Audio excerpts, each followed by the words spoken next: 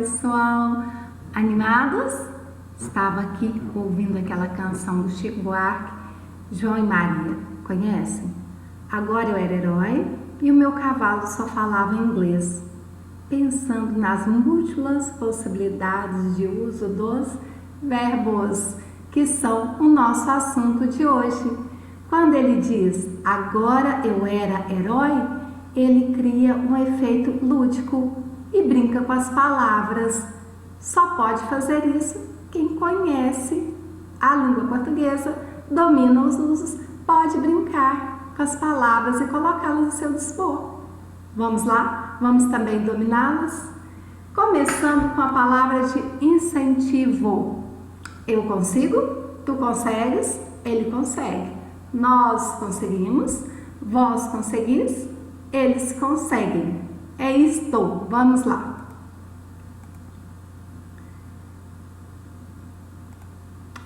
O que são verbos mesmo? Pessoal, o material de vocês vai trazer uma abordagem mais prática, sem aprofundamentos. E eu vou me ater a essa abordagem. Não vou aprofundar, mas quero que vocês dominem esses conhecimentos aí que vou passar para vocês, combinado? Vamos estudar juntos, vamos aprendendo, questionando, observando. O que são verbos mesmo?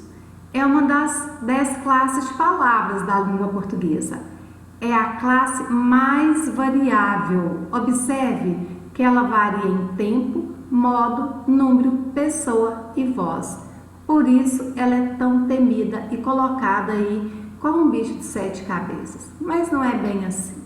Nós lidamos com essa classe no dia a dia.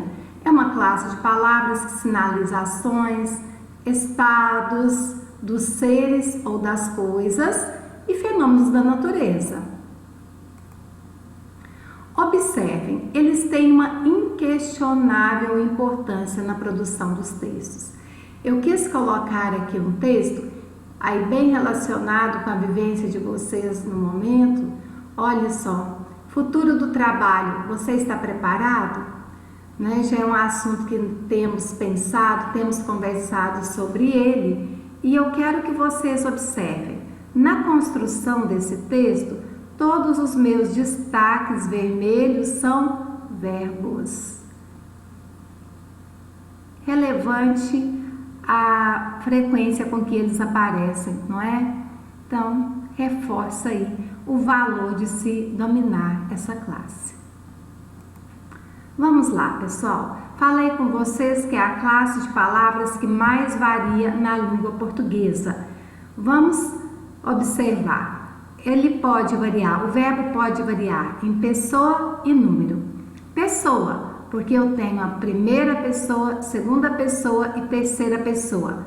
A pessoa que fala eu no singular, nós no plural. A pessoa com quem se fala tu no singular, vós no plural. E a pessoa de quem se fala ele, ela no singular, eles, elas no plural. Então, nós temos as pessoas, primeira, segunda, terceira, e o número, que é o singular e o plural. Outra flexão que os verbos sofrem diz respeito ao modo como eles se apresentam nos enunciados. Vejam, modo indicativo. Quando eu tiver um verbo no modo indicativo, vai estar expressando uma certeza em relação àquilo que eu falo. Por exemplo, estamos estudando os verbos. É algo certo, preciso. A frase está no modo indicativo. Modo subjuntivo já vai indicar uma dúvida, uma hipótese em relação àquilo que eu estou expressando. Por exemplo, se eu estudasse, apresenta uma possibilidade. Que vocês entendam bem os verbos, expressam um desejo. Então, uma dúvida, uma hipótese, um desejo, são expressos aí no modo subjuntivo. E o modo imperativo? Ele vai expressar ordem, pedido, súplica. Vejam, explique de novo, por favor. O verbo no imperativo é expliquei. Ok? Está indo bem? Vamos ver. Nessa mensagem bíblica aqui, que eu encontrei na internet e reproduzi para vocês, sobre esse cartão, eu tenho a presença dos 3 modos verbais. Vamos ver se vocês conseguem identificá-los. Peça a Deus que abençoe os seus planos e eles darão certo. Vamos, peça a Deus. Peça está no modo imperativo. Estou expressando uma ordem ou pedido a você. Peça a Deus que abençoe os seus planos. Abençoe está no modo subjuntivo, expressa uma possibilidade. E eles darão certo. O provérbio 16, versículo 3, fecha com uma certeza. Então eu tenho imperativo, subjuntivo e indicativo. Viram que lindo? Peça a Deus que abençoe os seus planos e eles darão certo. Ok. Os tempos verbais. Os tempos verbais, em relação ao momento em que eu estou falando, em relação ao momento da enunciação, são 3. São eles: pretérito, presente e futuro. O pretérito indica uma ação anterior, uma ação passada. O presente indica uma ação concomitante que acontece no momento em que eu falo. E o futuro vai expressar uma ação posterior à fala. São 3 tempos verbais, então: pretérito, presente e futuro, que vão se subdividir em outros. Como eu havia dito, eles vão se subdividir em outros. No modo indicativo, nós vamos ter aí o presente do indicativo, nós vamos ter o verbo no pretérito, que é o passado, e eu vou ter todas essas subdivisões aqui dentro do pretérito. E o futuro, com as suas subdivisões. Vamos ver, no presente, a ação concomitante ao momento em que eu falo. Eu vou dizer, eu canto. E nós vamos nos apegar aqui no pretérito, no passado, aos tempos simples. Pretérito imperfeito indica uma ação que acontecia com frequência no passado. Por exemplo, cantava, sorria, dançava. O pretérito perfeito indica uma ação concluída, que iniciou e foi concluída no passado. Eu vou ter cantei, sorri, dancei, reticências. Nós vamos nos apegar aos tempos simples. Então, eu tenho o pretérito imperfeito, tenho o pretérito perfeito e o pretérito mais que perfeito, os tempos simples. Vou ter, então, aqui, deixa eu me marcar aqui e aqui que vão nos interessar. O mais que perfeito simples indica uma ação concluída antes de outra também no passado. Por exemplo, cantara, sorrira, dançara, ok? E o futuro? O futuro vai indicar uma ação posterior ao momento em que eu estou falando. Vamos ver os 2 tempos simples. É o futuro do presente, cantarei, sorrirei, dançarei. E o futuro do pretérito simples, que mostra um futuro em relação ao passado, ou seja, algo que poderia ter acontecido.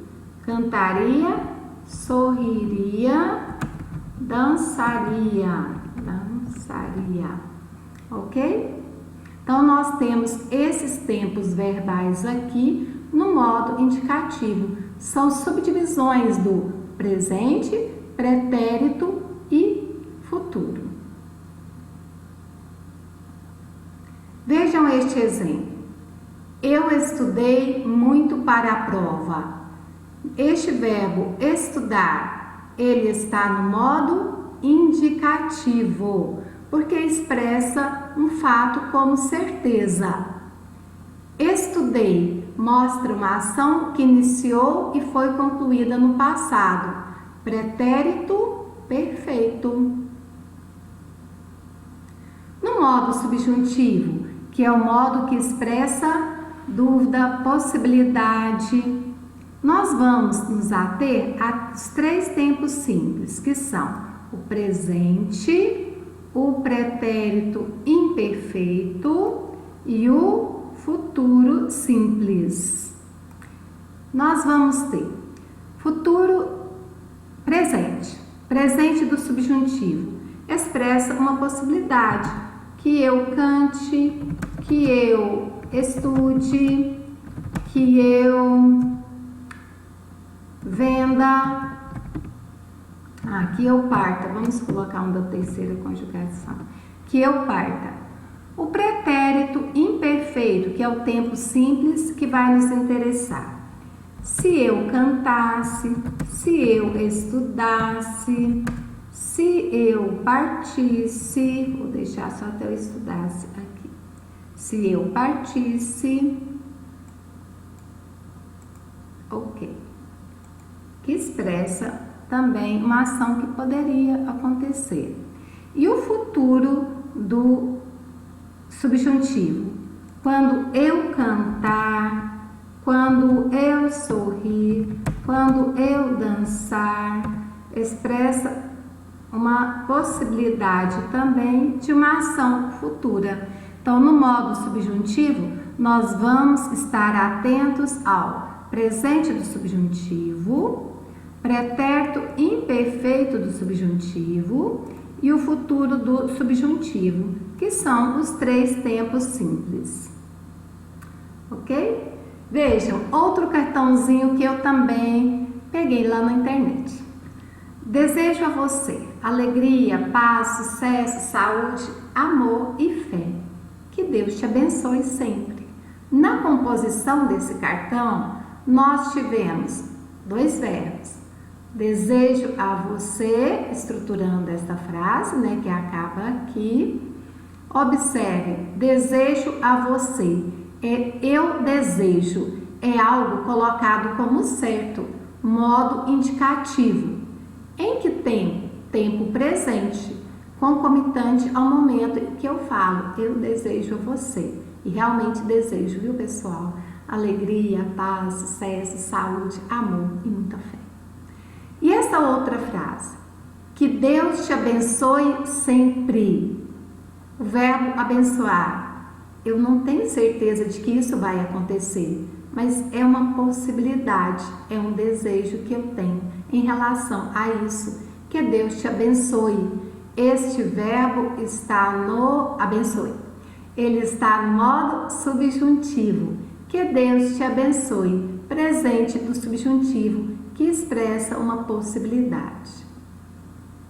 E o modo imperativo? O modo imperativo parece que a gente tem mais facilidade com ele, né? Por quê? Porque é mais fácil de identificar e ele se apresenta apenas em 2 formatos. Afirmativo, por exemplo, canta tu, cante você, cantemos nós, cantai vós, cantem vocês. Então ele se apresenta na forma afirmativa quando eu expresso uma ordem, um desejo na forma afirmativa ou na forma negativa. Não cantes tu, não cante você, não cantemos nós. Vamos ver esse cartazinho. Se beber, não dirija. Fato. Vamos ver. Se beber, não dirija. 2 verbos. Beber, dirija.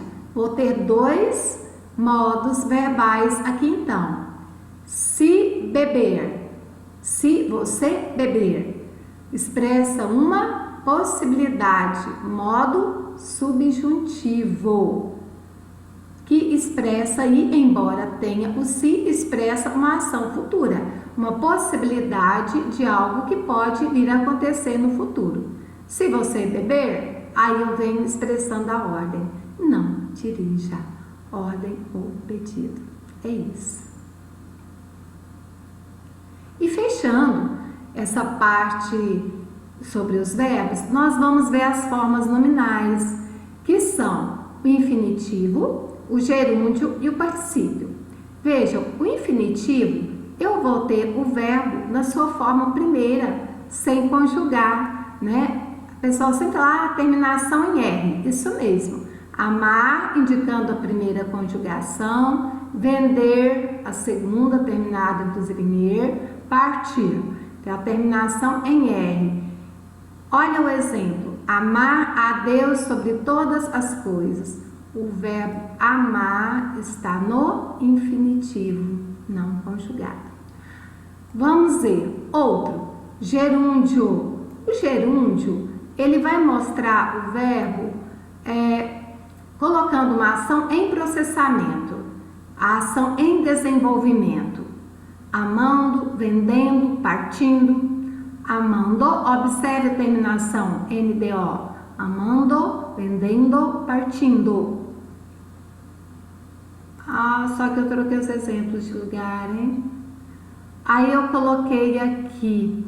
Vamos mudar este exemplo então, pessoal, que é o de baixo. Devemos seguir amando nossos inimigos. Verdade, né? Difícil, mas necessário. Vamos aqui. Aí eu vou ter aqui. Devemos seguir amando. Vamos parar a frase por aqui. Devemos seguir amando. Amando, o verbo está no gerúndio, certo? E outra, o verbo no particípio, que mostra uma ação concluída. Deixa eu mudar esse exemplo aqui. Vamos colocar assim: terminada a reunião, todos foram embora. O verbo que está no particípio, que mostra uma ação concluída, é terminada a reunião, ok? Então, formas nominais: verbo no infinitivo, gerúndio ou particípio.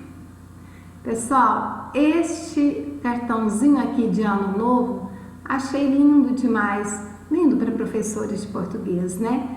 Observem aí que o seu ano novo transcorra nas formas nominais do verbo, que ele inicie no infinitivo, planejar, descansar, refletir, sonhar, decorra no gerúndio, buscando, produzindo, ensinando, aprendendo, e termine no particípio,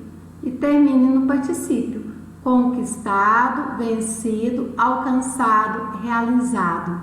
Viram a presença de todas das três formas nominais? Um cartãozinho assim é tudo para uma professora de português, né? Vamos lá, interessa para nós. Uma questão de Enem, caiu no Enem. Vamos dar uma analisada nessa questão. Eu começaria dizendo que a poesia é uma questão de linguagem. A importância do poeta é que ele torna mais viva a linguagem. Carlos Drummond de Andrade escreveu um dos mais belos versos da língua portuguesa com duas palavras comuns: cão e cheirando. Um cão cheirando o futuro. O que deu ao verso de Drummond o caráter de inovador da língua foi. Vamos entender a questão. Pessoal, observe essa palavra, o caráter de inovador. Vamos levar essa palavra no sentido de inovador, no sentido criativo. O que fez com que eu possa dar a esse poema o caráter de inovador. Estão aqui as possibilidades e vamos ver, já vou comentar a resposta, que é a letra A. O modo raro como foi tratado o futuro. Olha só, um cão cheirando o futuro. Futuro não é substantivo concreto, não é um substantivo abstrato, não é algo cheirável. Então nós temos aqui a criatividade do poeta usando o futuro no sentido conotativo. Esta é a resposta. O que deu ao verso de Drummond o caráter de inovador da língua foi o modo raro como foi tratado o futuro, ou seja, usou o futuro no sentido conotativo. Reforçando aquilo que eu falei no início, viram como que quando eu domino uma classe gramatical, eu posso inclusive brincar com ela? É isso. E viva o verbo! Um cartazinho bem legalzinho aqui, que estava cobrindo uma mesa de um barzinho, que eu fui certa vez, e olha lá, repleto de verbos. Viva, sorri, beije, acorde, sonhe, ame, dance. Lindo demais! É isso, pessoal, e vamos praticar!